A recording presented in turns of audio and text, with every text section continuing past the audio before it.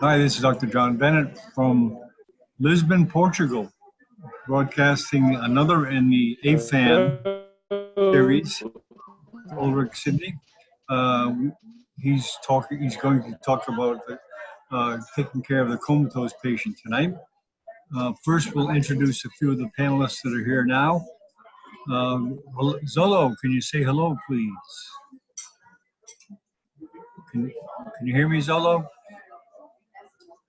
There he is. Go ahead, Zolo. Hello, everyone. Hello. Yes, I'm having some issues with my. Anyway, I'm Zolo Ivan. I'm a CTA medical student from the University of Buea in Cameroon. Happy to be here. Very good. Thanks for coming, Zolo. Khalif, could you please introduce yourself? Let me unmute you there. Go ahead, Khalif. Are you there? Did you step away? I guess he must have stepped away. Okay, Ulrich, it's all yours. Thanks, John. Thanks.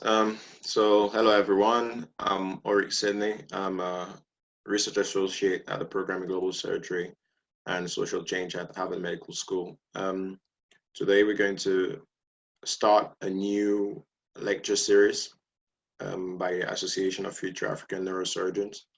And our lecture series will be on neurosurgical emergencies. First, in a lecture series will be the clinical evaluation of comatose patients. So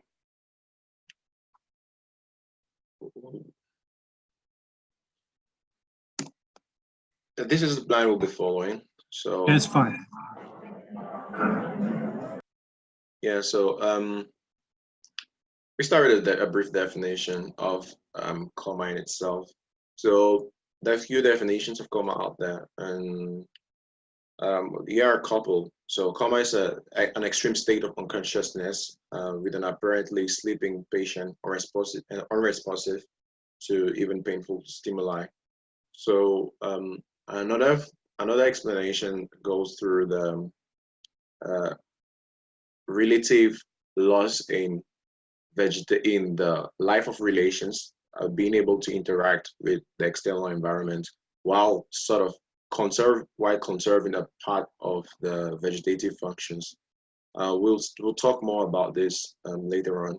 So usually this would mean there's a lesion to the structures that are in charge of being alert and being conscious. And these structures are grouped under the term ascending reticular activating system. So the ascending reticular activating system, or ARAS, is actually part of the reticular system, and it's an ensemble of nuclei around the brainstem from the tegmentum all the way down to medulla oblongata. So the reticular formation itself is actually could be divided into two. You've got ascending pathways and descending pathways.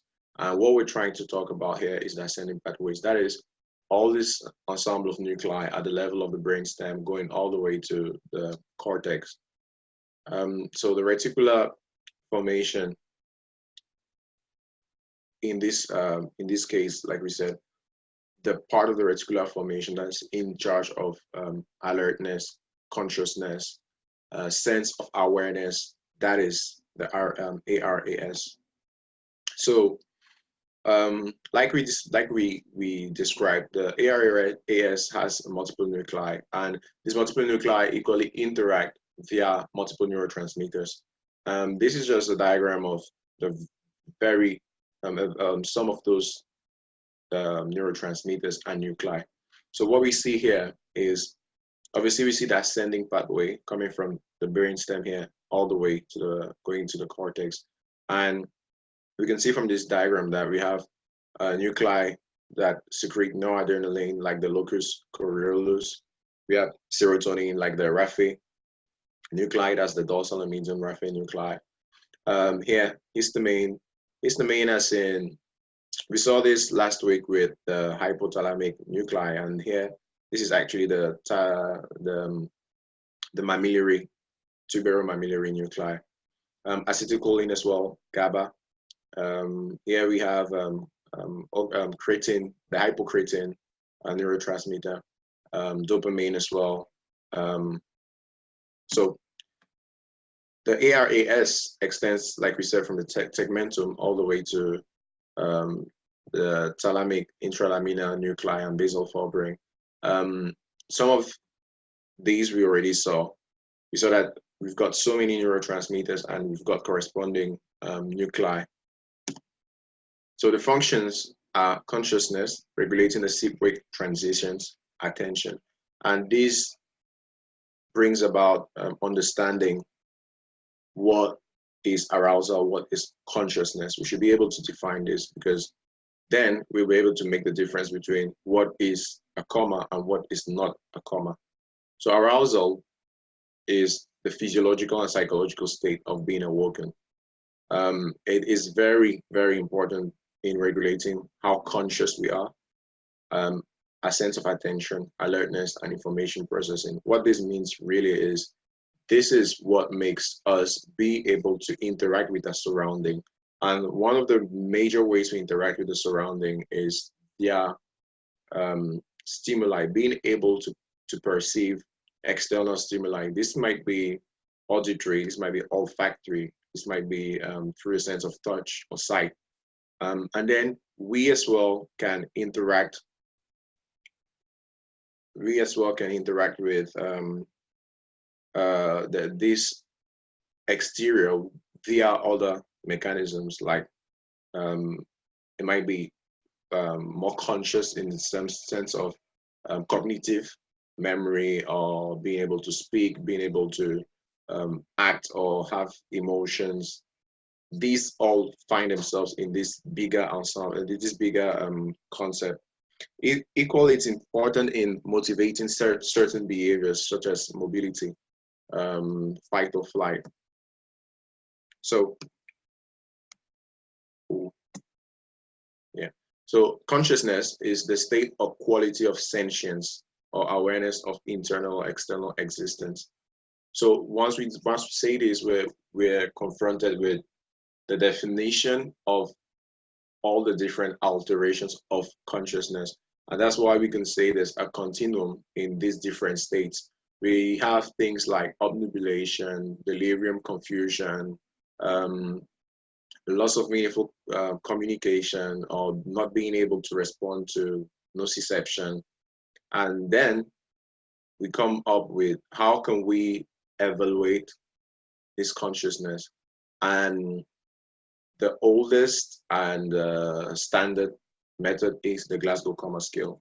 So most of us here are familiar with the Glasgow Coma scale, but we can just come up with just a few maybe reminders. And the few reminders we need to think about is, we're talking about best responses in every single case, be it the eye, verbal, or motor. And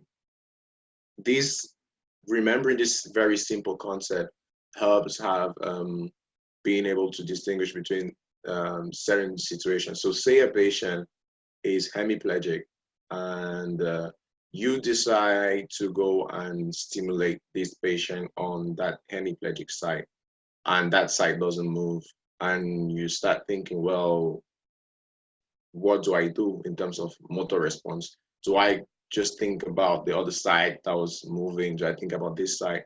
So such a question stems from the fact that you need to understand, or you probably didn't really understand the difference between the concept of consciousness and elements of motricity, in the sense that if you're thinking about the strength of a motor response, then you're not talking about consciousness.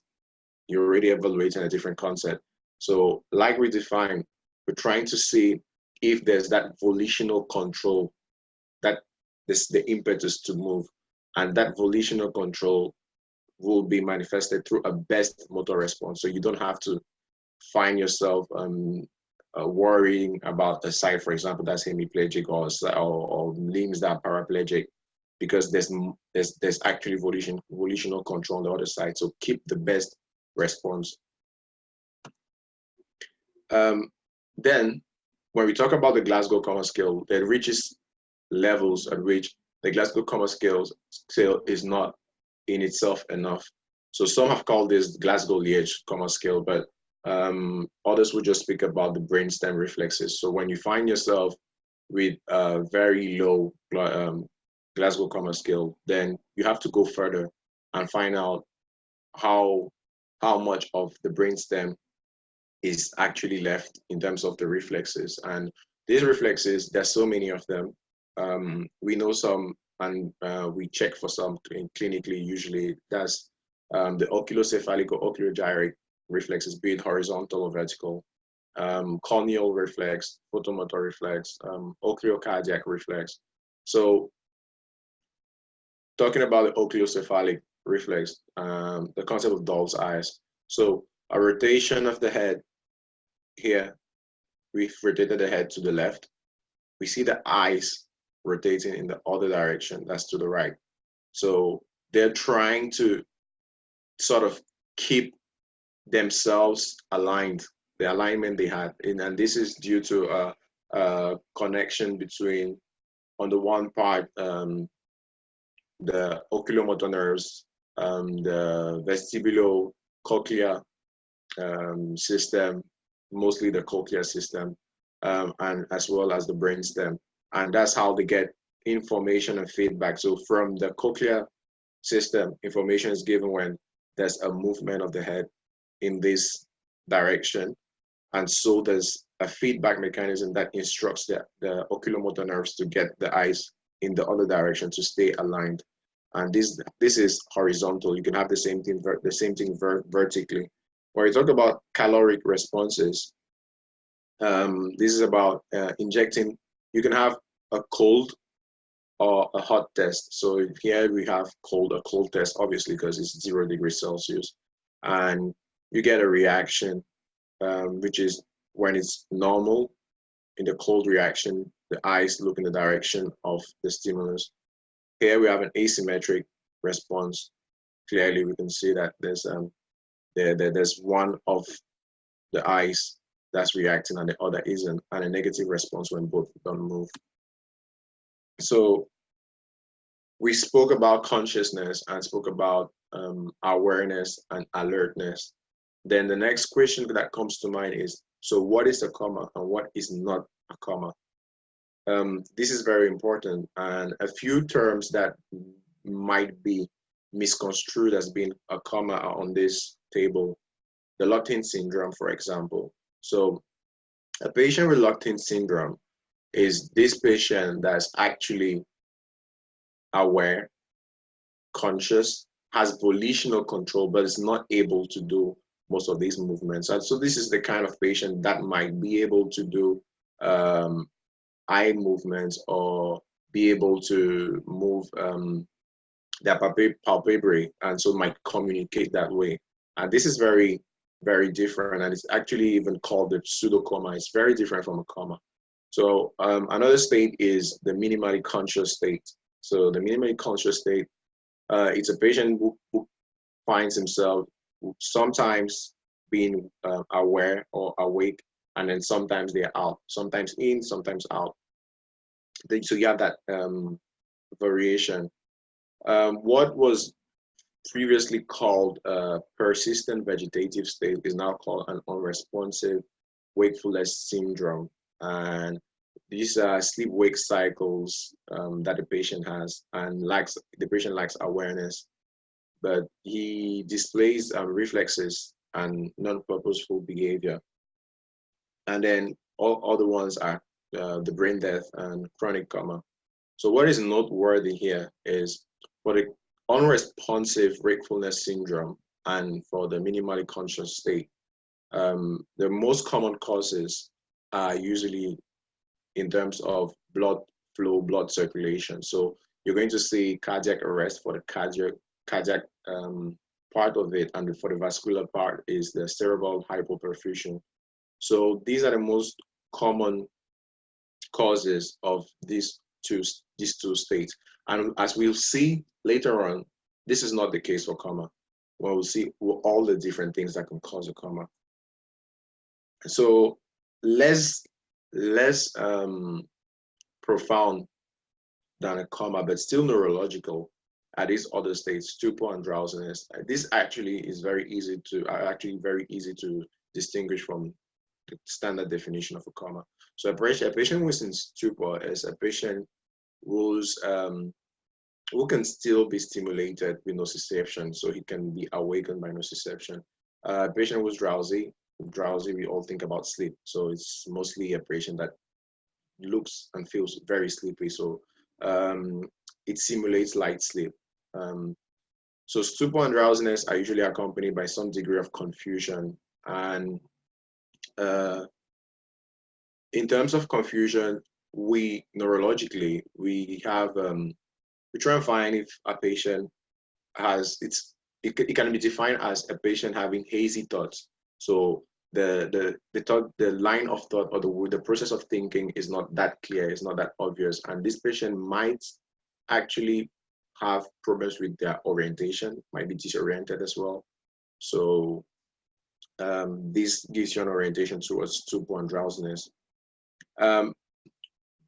Everything is not always neurological or neurosurgical. So you have to think equally about the more neuropsychologic states. And one of them is abulia. Abulia in itself is not really a difficulty to, it's not very difficult to distinguish from coma. But when you have the severe form of abulia, that's akinetic mutism, then you might confuse it for a coma. So a patient with akinetic mutism is partially or fully awake, and these are patients who are virtually immobile and mute. They don't communicate with the exterior, and usually here we have injury to the medial thalamic nuclei or the frontal lobes. In terms of another state that is important, noteworthy, is catatonia. It's just a patient that doesn't move that much and is equally mute. And in this case, in catatonia, it's usually associated with like schizophrenia. So patients who have this dissociation of their psyche have a phase usually during which they don't move. Like they can hold a position, certain positions for very, very long. It's incredible. And this, again, should be differentiated from a coma. So things that can help here is the fact that they're actually able to blink and swallow. So obviously you're not looking at a coma. The more interesting part now is the classical clinical examination. We already know the states: history, general physical, neurologic, and level of arousal. Why come back to this? Coma is sort of an end state of a variety of diseases, of disease processes in neurology and neurosurgery. And being able to know what caused the coma comes back to doing a really thorough and detailed clinical examination. So it boils down to this: your line of treatment, your management and treatment will be very dependent on what you find as the cause of your coma. And so there's two mnemonic techniques here. Choose any one and stick to it. So you can use this, you can use this other one. Still, you have to consider all these various causes. So for metabolic, you can think about PEX as well: CO2, O2, ammonia, temperature, pH, electrolytes, glucose, serum osmolality. And the obvious question that will come to mind is, coma is an emergency. Do I have time to think about all these things at once? Do I go run through them all at once? No. So what do you do? How do you manage to narrow these things down? Well, to be able to narrow these things down, then you should be able to have in mind, again, during the clinical examination first step, history. During the history, what are those things you're looking for when you're told by someone who was with the patient or who knows about the patient's state before they found themselves in a coma? What are you looking for to know, to have a better idea about this? So here, vascular. what can cause a coma? Well, subarachnoid hemorrhage, for example. So if you're thinking subarachnoid hemorrhage, classically, you'll be looking for things like that headache that is usually described as the worst headache in one's life. That's been described as well as sort of a thunderstorm or lightning in a very serene sky. So it's a patient that was okay and had this really terrible headache. So that can give you as an idea that, oh, maybe we're thinking maybe we have a subarachnoid hemorrhage here. If obviously you can get that in a history, and that means you should be able to ask those questions as well. If you're thinking infectious, then you probably say, well, was there any history of fever, or is there a state that could expose the patient to infections, anything that is immunosuppressive or immunodepressive.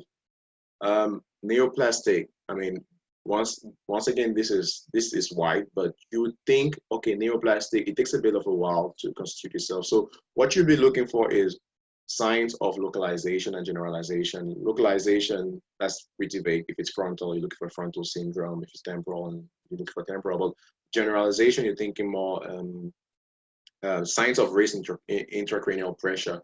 So the classical ones, you're looking for those headaches that were progressively increasing, that at the beginning might have been amended by acetaminophen, for example, but then got worse. And then when the patient was coughing, it was worse. And usually it could be during the morning. The patient was vomiting, it was incoercible. The patient equally might have described diplopia. The patient might have described visual blur. So these things say, okay, it's been over the last 2-3 months, 6 months. Okay, maybe we have a neoplasm here. Another thing would be the patient has a history of already having a cancer that sends meds to the brain. So we know the classic ones. We know there's the breast, the lungs. You're equally looking at renal cancer, melanoma, colon cancer. So you have to ask those questions real quickly. If you're thinking trauma, for example, then obviously you're looking for that story of the patient falling, maybe, or maybe the patient was found at the bottom of a staircase. So if you're told by the emergency team or the person who brought the patient, well, we found him at the bottom of a ladder, we found him at the bottom of a staircase, you have to ask that question. So if the patient finds themselves with like lacerations on the scalp, for example, that doesn't say automatically it's a trauma. The patient might have had something else, but at least it gives you that orientation. Or the patient might have other lesions other than cranioencephalic. So a patient who has a fracture on maybe the wrist, a wrist fracture, has another, a femur fracture, then you think, well, it's possible that this patient actually fell and it might be due to trauma. Endocrine, same thing. You have to think about all those different diseases that might alter the patient's blood pressure. It's very important. You have to think about blood pressure. You have to think about the ions as well. Sodium, think about that. So that means things like Addison's, things like Cushing's. You have to keep that in mind. Metabolic, like we said, Quadpex. So once again, you can add here, you can add toxic as well. So you have to be looking at that. When we say toxic, then you're thinking, did a patient maybe, what was a patient taking drugs, sort of like amphetamines maybe? Was a patient taking more class like medical drugs as well? Anti-epileptic drugs. Modifications of anti-epileptic drugs dosage might explain alteration in consciousness, not all the way to coma perhaps, but at least they give you an indication of what might have happened. So you need to ask those questions and you need to find that really quickly, because again, this is an emergency. And it's important because the treatment you're going to put in place for vascular cause to coma will not be the same that you're going to put in place for an infectious cause for coma. So this is very, very large, very huge, because we're talking about a coma. A coma is a neurological manifestation, but that doesn't mean everything that's a coma is neurological in terms of the etiology or is neurosurgical. So you want to make sure that you have the right etiology. And now, if you're thinking neurosurgically, if this is a neurosurgical lesion, then you're looking for things like, if you have unconsciousness, if you have a trouble of consciousness, then you're thinking, can you please, there's someone who needs to mute. Andre, can you please mute yourself? So large structural lesions directly interrupting the ascending reticular system, that will cause troubles in consciousness. Unilateral hemispheric lesions do not cause this unless, for example, by a means of like compression, so by increased intracranial pressure. Then you have other things that might give you an idea of where this lesion might be. So these are a few. If it's hemispheric, if it's subcortical. So you're thinking, oh, maybe we have a lesion that's at the level of the midbrain or pontine. So you know those classic things you're looking for. So if you're thinking midbrain, think about cranial, anywhere around the brainstem, think about things like the cranial nerve pulses, and we know approximately where these cranial nerves are and what lesions at that level should cause. So if you're thinking medulla oblongata, then you're thinking, oh, is it 9, 10, 11, or 12, maybe? But also other functions of the medulla oblongata. If it's midbrain, you're thinking, well, is it the 3 and 4? But be careful, because in the case of strabismus or diplopia, the patient could tell you, but it would be strabismus in this case. Well, a lesion within the brain through raised intracranial pressure can cause compression of certain cranial nerves. And that will not be due to a direct compression by the lesion, but rather by the raised intracranial pressure. So it's not very uncommon. It's not very uncommon to have like seat or the third or seat pair of cranial nerve palsy due to raised intracranial pressure. That doesn't mean necessarily that the lesion is directly on the path of cranial nerve 3, for example. So you want to be, you want to think about that when you're trying to find the cause of this lesion. So talking about cranial nerve 3, like we all know, we have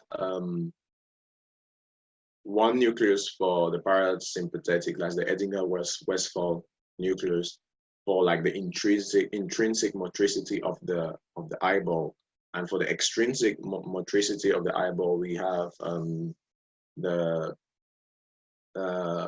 oculomotor. That's superior, internal, inferior, and small oblique. Now, talking about the intrinsic oculomotricity, then you're thinking about, is it miosis or mydriasis? So when you keep that in mind, then you can have pupils that are said to be small, fixed, or they can be said to be dilated, they can be said to be pinpoint, and you have these different appearances here, which means doing a proper clinical examination in the sense that you have to measure your pupil's diameter. You have to compare them bilaterally. And you need to remind, very important, you need to remember that shining a light source into one eyeball should normally give you the same reaction on both sides. That is a reduction in the diameter of both pupils. Now, once you keep that in mind, you would understand why being able, for example, to shine a light in the eyeball on the right, getting a reaction on the left and not on the right, is very different from being able to shine a light, say, on the right, having no reaction, going to the left and having a reaction on the right. That's very different, because you need to keep in mind the different pathways. So as a reminder, once again, it's not that you can have a standard examination of coma, because the causes of a coma are so diverse. So you need to be able to, from the get-go, from the history, to really narrow down things to be able to actually get to the root cause of your coma. And you need to be not typical in like you only think about three things that can cause a coma. You really need to go out there from the get-go and try to reduce the probabilities as much as possible. So now you know it's a coma. What do you do? Well, the first thing you need to keep in mind is, what is your goal? You want to reduce the extent of the nervous damage. You want to reduce that. What does that mean? It means ABCs. So real quickly, airways, breathing, circulation. In terms of breathing, you can actually get information about what the lesion might be or the lesions might be. So always remember, there's all the forms like respiration said to be seen in material. So respirations like a small respiration, that gives you an orientation. If you see ataxic respiration, that gives you an idea as well. Or a Cheyne-Stokes type of respiration, it gives you an orientation. So if you see a Cheyne-Stokes, for example, you could be thinking, well, a lesion at the level of the brainstem probably could be, if it was sudden, you can say, oh, vascular, so maybe a stroke. Yeah, that's okay. If you think too small, then you're thinking something might be, there's some acidosis here, so probably metabolic, and that gives you an idea as well. In terms of circulation, cardiovascular, the blood pressure, is it high or is it low? Like we said before, states of hypoperfusion. So a low blood pressure gives you an idea, like, okay, states of hypoperfusion, this is what I can think about. High blood pressure, well, in terms of neurosurgery, we know about the Cushing's reflex. High blood pressure, bradycardia, hypoventilation. So something's wrong, and now the brain is not compensating anymore. So you have Cushing's reflex, because you remember the blood supply and therefore vasomotricity at the level of the brain is not regulated like the rest of the body. At the level of the rest of the body, what you get is inputs through the sympathetic receptors at the level of the muscles to determine whether there's contraction, so vasoconstriction or dilatation. Now, if you're at the level, when you're at the level of the brain, the principal driver of motricity is CO2. So anytime you get an increase in your CO2, you're going to get vasodilatation. And if you remember the doctrine of Kelly Monroe, you have to have, normally you're supposed to have a correspondence between the contents of the cranium and the cranium itself. So an increase in any compartment has normally to be compensated by another compartment. So usually what happens is, if you increase something in the parenchyma, then you should have vasoconstriction to decrease the amount of blood at the level of the vessels, or you should have a shift of CSF. Now, when this happens for a long while and the brain is not able to compensate anymore, then you have an increase in CO2 and acidity. So you have a vasodilatation, and that becomes reducible because you have an increase in the amount of blood flow. So an increase in intracranial pressure. Other things you need to keep in mind are those lesions that were not caused by the etiology, but that will be caused by systemic reactions or disturbances. So things like hypoglycemia, hyponatremia, pain as well. So hypoxemia, for example. So you need your patient to be well ventilated. You need to control their blood glucose levels. You need to control their ions, especially sodium.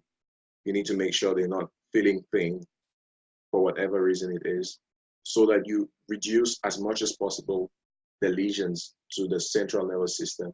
Now, these are not specifically directed towards the etiology of the coma. This is what you do to limit the lesions. But then for you to go on to tackle the etiology, then you should have carried out a good examination of your patient. You should have taken the history as much as you can and really looked for any signs towards the etiology. And we said these things could be neurological, neurosurgical, or neither neurological or neurosurgical.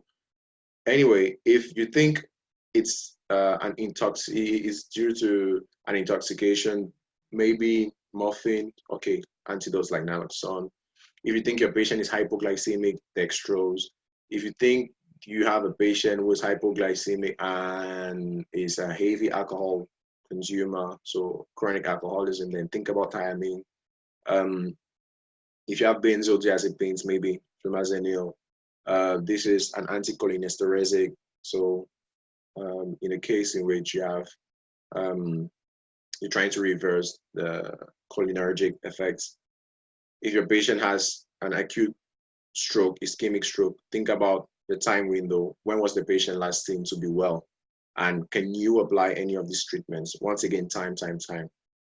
Be careful with the solutions you're giving the patient, especially in terms of like hypotonic solutions, because hypotonic solutions, very few NaCl or very few glucose, a lot of free water, and this free water is going to move right through the phenomenon of osmosis, and this free water moving will cause swelling of brain cells, which is the definition of brain edema. So you're going to increase brain edema. So be careful with your administration of hypotonic solution. So another caution about management, what you need to do. So if you're thinking there's a trauma, history of trauma here. Well, if you're thinking there's already brain trauma, then assume there's spine trauma as well. Assume there's spine trauma. So thinking about that means that if you're trying to secure the ABCs, the airways, for example, be careful with the way you handle the cervical spine, because you might make the lesions worse. And don't forget, the cervical spine might actually give you situations of altered mental state status as well. So keep that in mind. If you're thinking it's infectious, then be careful and be careful with what you administer to the patient in terms of antimicrobial drugs. Always remember to get the blood cultures before you give your antibiotics, because that's actually what's going to give you the results. You want to get the best results. Monitoring. Now, in the best case scenario, you should be able to have all of this or most of this. Like we know in our context, and we are the Association of Future African Neurosurgeons, so we have to speak about this. In our context, it's not always possible to have invasive monitoring, brain monitoring for our patients. It's not always possible. So you need to be able to monitor these patients with non-invasive methods. For us, it starts with the really simple ones, like just clinical monitoring, and that might go further with things like maybe using an ultrasound for the diameter of the pupil, or equally, if you're lucky enough, you can get these ICP monitors, and if you have the brain tissue oxygen probe, then go ahead. Well, if you have ICP that's high, what do you do? So the simplest thing is get your patient to be proclave 30 degrees. You might be able to drain some CSF through ventriculostomy. You can think about using mannitol or hypertonic saline for the shift of like excess water out of the brain and going taking it out. Think about sedation. Hyperventilation is an option, but you need to be careful with it. You really need to be careful with hyperventilation. And this goes all the way to like barbiturate therapy, decompressive craniectomy, or hypothermia. Hibernal therapy cannot be commonly done everywhere because it's very complex, but it's an option. And thank you. Okay, Ulrick, fantastic. You're beyond your level of training, really, to give a presentation like that. Okay, Khalif, would you like to make some comments on Ulrich's talk? Are you there, Khalif?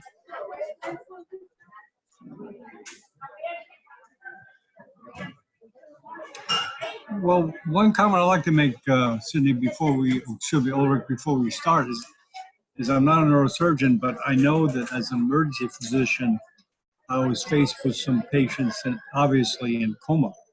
And you have to know more than just neurology and neurosurgery to diagnose problems. I can remember one particular patient that we saw that came in hemiplegic, and they immediately called the neurosurgeons, but it turned out that this patient had diabetic ketoacidosis that presented like a stroke, and it fooled everybody. It fooled everybody. They almost brought him to the OR. So a neurosurgeon has to know other areas of medicine besides the nervous system. Are you there, Khalif? Um, so, yeah, I mean, you're absolutely right, John, because this is why we insist on this. And it's even more important for those of us that will be working in low resource settings. So we don't always have all the human resource you're going to get in the high income country. So what will happen is, soon as a patient is said to have a coma, if you are in a hospital and they say it's a coma, the first thing they do is either they call a neurosurgeon if he's around, or they call a neurologist.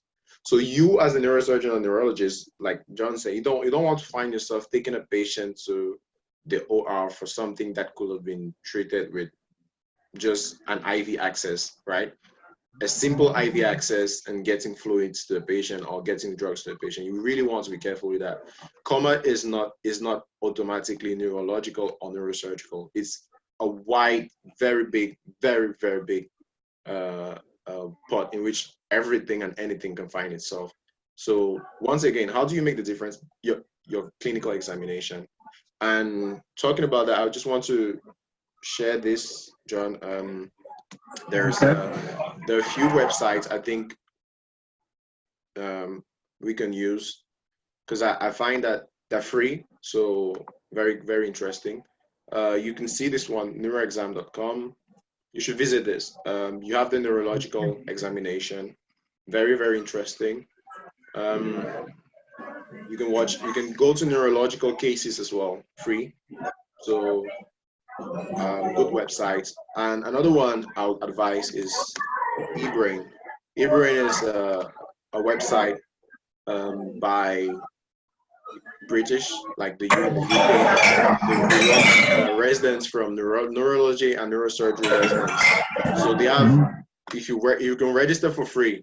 Normally you'd pay, but when you're from a low and middle income country, you can register for free. So you have all these courses you can take, all these courses for free, and they're wonderful. So do them, take them, and you can take like exams, which are the same level for those who are doing their residency in the UK. So definitely do it. It's not very expensive. Yeah, that particular patient I mentioned, they were ready to take him to the OR. And it's only because of routine blood screening that they picked up the very high, astronomically high sugar. It was almost 800. And they said, whoa, wait a minute, don't bring him to the OR. It's not a subdural or any other neurosurgical emergency. It's a medical problem. So, yeah, a neurosurgeon has to be pretty well rounded in other areas of medicine. So, okay, any other comments or questions from the panel for Ulrick? I think everyone's sleeping today. We are very much awake, John. Thank you for the presentation. Very good. Okay, Khalif, thank you. Yeah, thank you for the presentation. I just wanted to add on the Glasgow Coma scale. It is a tool that we communicate all over the world, and it's pretty important that everybody understands it. It's very basic, but sometimes you can be confused a little bit. So it's an input-output system. So if you find that a patient, for example, a patient is in coma, so would you score that as 4, or what do you score that, Sidney?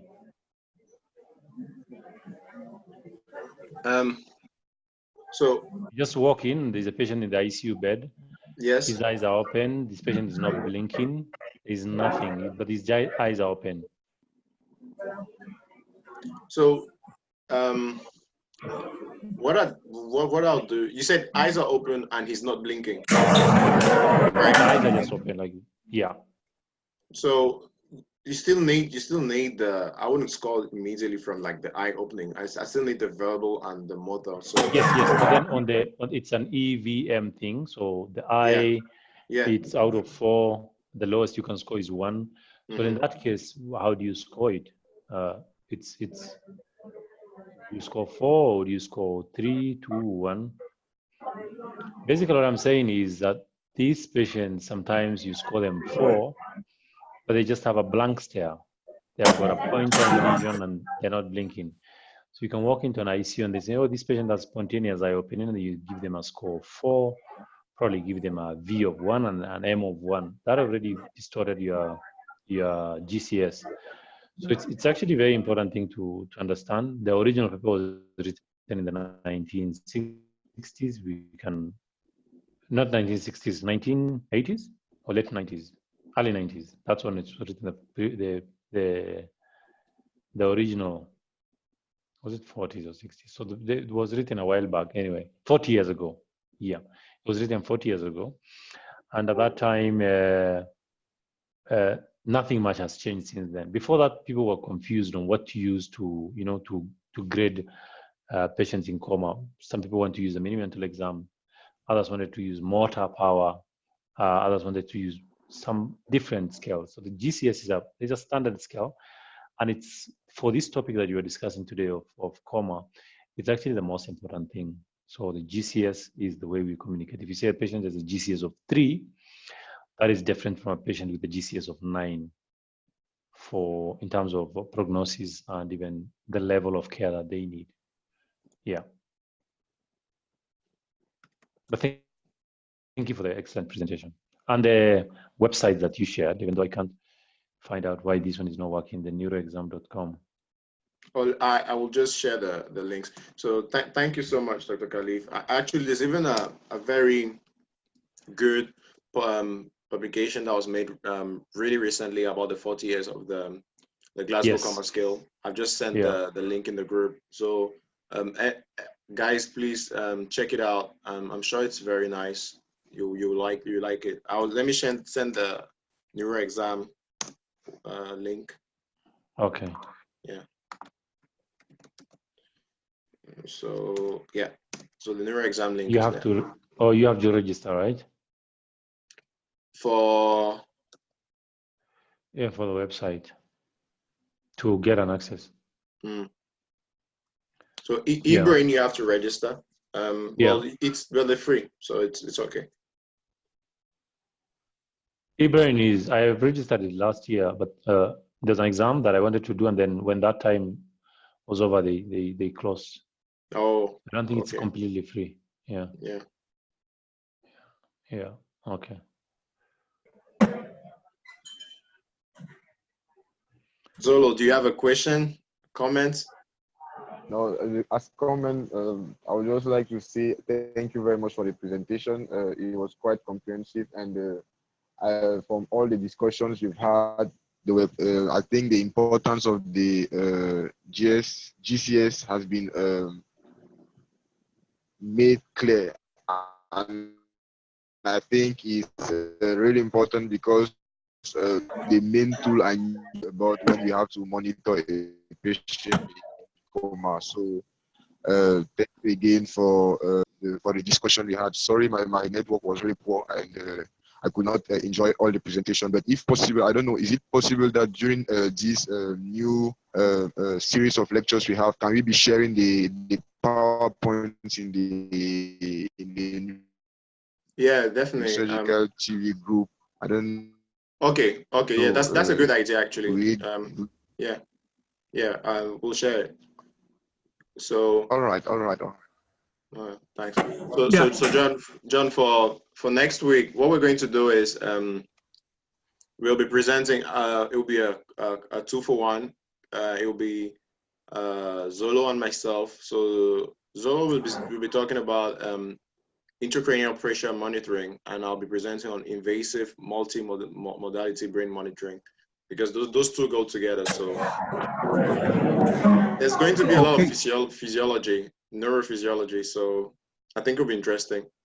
Oh, great. I just have a question from Khalif. When you come into the emergency room and you're called to see a patient that's in a coma, could you describe, and this question, this is more or less aimed at students, what basic exam do you do? Exactly what do you do? And how long does it take for you to more or less have a good idea of what's going on? How long does it take you by the time you hit the bedside? And what exactly do you do in the physical exam? Exactly. Okay, that's a very good point. So it's usually an emergency setting. You're called into the ER, into the emergency room, and then there's a patient lying there. It's usually very difficult to get a proper history. Is he drunk? Was he hit by something? Is he alcoholic? Is he a diabetic patient with DK? You have no idea. So, and usually it probably is brought by passers-by who just found him along the road, or he was brought by a family member who's also in distress that can give you proper history. So the first thing you need to get is to, the way I was just saying, to get the GCS. Is this patient in dire danger? Okay, so you get a quick assessment of the level of consciousness of this patient. Then, before you do anything else, is to go with the ATLS protocol. The way someone's audio is too loud here. So yeah, so if you start with the ABCD, assess the patient's airway and breathing, C-spine, airway and C-spine, breathing and circulation, and then GCS. Then from there on, coming to our topic now, patients can be different. They can be a gynecological patient with bleeding of some sort or something else. But if it's a neuro patient, your most important thing is to assess the GCS, and that's where our interest lies. Yes, so you assess the GCS. If the patient GCS is less than 10, that patient needs to get intubated, most likely. These are patients who cannot protect their airway. They'll aspirate. So you need to get an urgent intubation and transfer them to the ICU. And then you investigate the basic causes of this. You just start with normal blood pressure. Is it too high? Is it too low? Then random blood sugar to find out is sugar. Is it too low? Is it too high? You know, basic electrolytes, full hemogram, or yeah, you know. Those now will guide you on what to do next. If, of course, you can get some history. This patient was knocked by a car, suspect a head injury, a plan for a CT scan. Probably the patient has an expanding hematoma that needs to be evacuated. So your decisions actually will be judged by, you know, systematically. What you do, one thing leads to another thing. One thing leads to another thing. Yes. So that's how you go around it. But start from the basics. ATLS protocol, GCS, and then investigate. Start on the basics. If you can get some history, well and good. If you can't, then you have to figure out what exactly is causing these patients. But if you go with ATLS and GCS and the patient is intubated, almost always you have done the right thing. Mm-hmm. Thank you. Very good. Anything you want to add, Sidney? So yeah, thanks, John. That's a very good question, and thanks, Dr. Khalif. I was saying, for a student, there's another link like YouTube on the really practical thing to do, and that's what Dr. Khalif said. So as soon as you get in, there's one really small thing, one small way of going through it is you call out the patient, right? If he can respond, like Mr. This, Mr. That, like try to stimulate. That way already you're trying to get information about does he open his eyes at when you call them, and then you go on with the rest of your Glasgow Coma scale. So as soon as you get there already, when you're trying to speak to the patient, you're already evaluating the patient. It has to be quick, like you said, and although we describe all these things, and it will be long for you when you start, but then the more you do it, the more you become versed with it, and it doesn't take you that long, actually. These are all processes that go on. Dr. Khalif, you're muted. You're muted. Yeah, Sidney, sorry, if you can show me that slide of the GCS just to go through a little bit on Oh, how okay. to assess it. It was on one of the first slides. Please.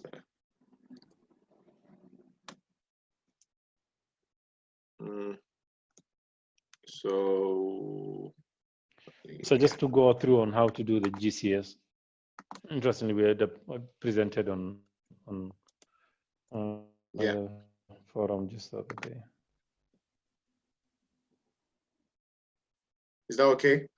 Yes, sir. That's the correct one.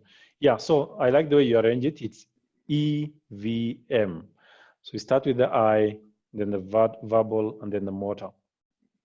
So this is something that you need to develop, because don't start like MVE or VME. Don't confuse it. You just start with EVM. So the first one is the I, and the verbal, and then the motor. So it's 4, 5, 6, the score. The highest score you can score in the I is 4, for verbal is 5, and for motor is 6. So in that chronological order also, it's 4, 5, 6. The least you can score is 1. But the new updated link that Sidney shared is there's a T. So you can have a 2T. That means the patient is intubated. So you cannot assess verbal. So it can happen that you can have a motor response of high, maybe 3, 4, and you're opening your eyes to pain or something, but then we can't assess your verbal. So in that case, you do V instead of giving it a number, you give it as T. So you only score for I and M. So before you go there, so how do you assess the eye opening? So you walk into the room, you try to talk to the patient. Hello, Mr. Sidney. Hello, how are you? Patient is not responding at all. His eyes are still closed. You give him a sternal rub. Then the patient does not open his eyes. His eyes are still closed. You give him a pinch on the bed, the nail bed. Then there is no response. So that's a patient who's unresponsive completely in terms of eyes. So you give him a score of 1. Okay. So you have to also be aware that if the patient has severe edema, patient has facial injuries, and they can't open their eyes, then you try to give them a sternal rub of a painful stimuli, and there's no response. It might be it's because of the edema, so you have to be careful with that as well. Okay. So, and as we said, this test it depends on it's a responsive test. It's not, you just don't gauge it. If you see somebody moving their hand up and down, it doesn't mean anything. It has to be an input, processing system, which is the brain, and then the output, which is the muscle or verbal or whatever that is going to happen. So if I find you in the ICU, I was just talking to Sidney about it, and the eyes are open, but then you're not blinking, or you're not staring, or you're not taking any input from the environment around you, then that is not a responsive eye opening. It's not spontaneous. So what does I4 means? This means that you walk into the ICU room, the patient, his eyes are open, they're able to look at the sides, they're able to blink. That patient has a spontaneous eye opening, and you give them a score of 4. The patient's eyes are closed, you call their name, they open their eyes, you give them a score of 3. You give them pain stimuli, you give them a sternal rub or nail bed pinch, or at the orbital rim, and the patient opens their eyes, then that's opening eyes to pain. So you give them a score of 2. If the patient is completely unresponsive, you're cutting their leg with a saw and they don't respond, then that's a score of 1. That's how you go about the eye opening thing. I just want to be very clear with one thing. If you just find the patient is staring blankly, does not mean that that patient has spontaneous eye opening. You can't score them at 4. So coming to the verbal, what does it mean, a verbal of 1? A verbal of 1 means the patient is not responding to any stimuli. And in this case, the stimuli is only 2 things, it's either verbal or pain. So let's start with the worst one. You give the patient a sternal rub or a painful stimuli, the patient does not at all give a response, then you score them 1. If you give them a painful stimuli, you give them a sternal rub or a pinch at their nail bed, and they make a groan, like sounding like or ooh or something like that. No words. You can't make anything out of it. It's just groaning. Then that patient gets a score of 2. If when you give the patient a painful stimuli, or they make a word like leave or stop it or something, or at least a word that you can understand in any language, then that is incomprehensible. Sorry. So the incomprehensible sound is the groaning, which is 2. Inappropriate word is the patient just says a word but does not mean anything to you, but there is a word that is formed, and you give them a score of 3. Then you ask the patient about what time it is today, and then they'll tell you their name. As a patient who's confused, so you give them a 4. Okay. So, and then if the patient, you're able to have a conversation with, how are you doing, where is this, what is the day to day, the date, the time, and the patient who's oriented, so you give them a score of 5. So you walk into the room, you greet the patient, they are responding to you, how are you doing today, what's the date today, oh, today is Saturday, I'm doing well, where is this hospital, I'm in this hospital, what is your problem, I have a headache. This is someone who you can have a conversation with. That is 5. Patient who's confused, you give them instructions, please lift up your hand, they can't do anything. Sorry, that's something I'm digressing. You're trying to have a conversation with them, but they're talking, but you cannot understand. So you're not getting them, and they're not getting you. That's a patient who's confused, they get a score of 4. If the patient is making a word like yes, no, but inappropriate, it does not mean anything to you, they get a score of 3. If the patient is just making sound like or they're groaning, then you get a score of 2. If there's no response at all, the patient gets a 1. Coming to the motor response, which is actually a very important response because it's the most prognosticable part of this, is patient obeying command is 6. You walk into the room, please lift up your right hand. Patient lifts up their right hand, they get a score of 6. If the patient is given a painful stimuli, maybe you want to pinch their nail bed and they move away from it. Okay, sorry. If you're giving them a painful stimuli and then they take it out, that is localizing pain. Or you give them a sternal rub, and the patient's hand comes and then takes you away. That is a localizing pain. Patient means that patient knows where the pain is and they're localizing it, and they're moving the painful stimuli away from their body. That patient gets a 5. If you get a pinch, okay, and the patient moves away from that side, but they don't actually try to remove it, then they get a withdrawal from pain, which is 4. If when you give a painful stimulus to the patient flexes, okay, flexes, and usually it's the upper limbs that you need to look for, is that they flex their elbows and the wrist is always like this, then that patient gets 3, flexion to pain. It's also called decorticate posture. In this case, it means the lesion is above the red nucleus. Am I right, Sidney? Which means the input from the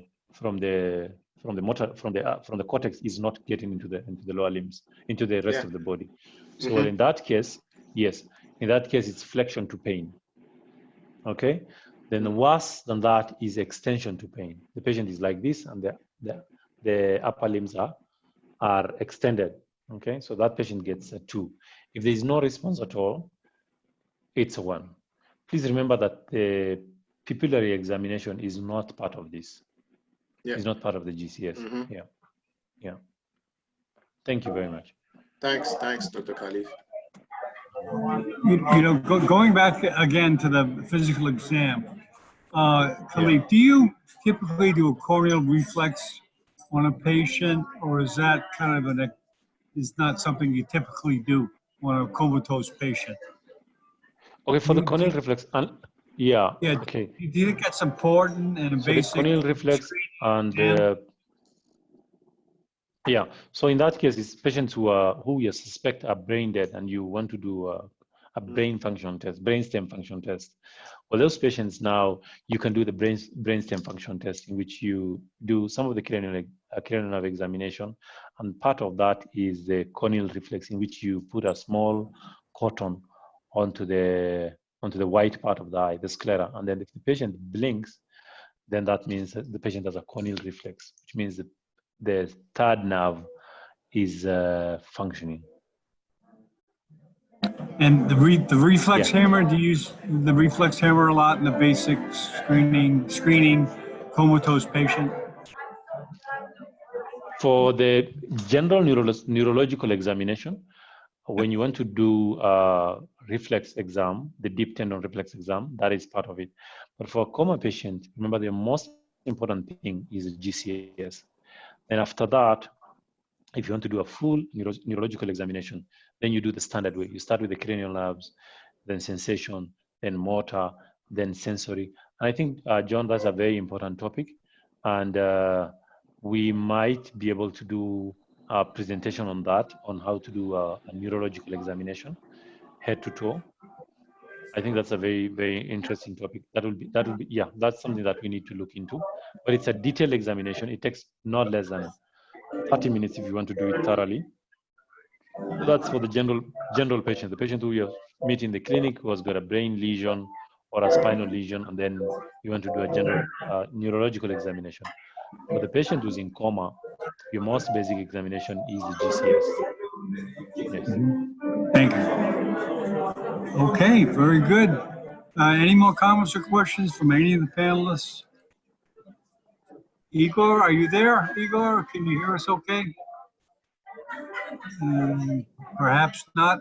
Okay, anyways, Ulrick, thank you very much, and we look forward to the double shot next week. And this video will be on the playlist of neurosurgical emergencies that will be available on the smartphone. You'll be able to easily see the series. This will be the number one. This is number one in the series of neurosurgical emergencies. And thanks everybody for coming. And thanks so a lot. Yeah, Safe thank you, flight everybody. to Miami. Thanks, Bye. Solo. Bye. Okay, we'll stop recording. Thank you.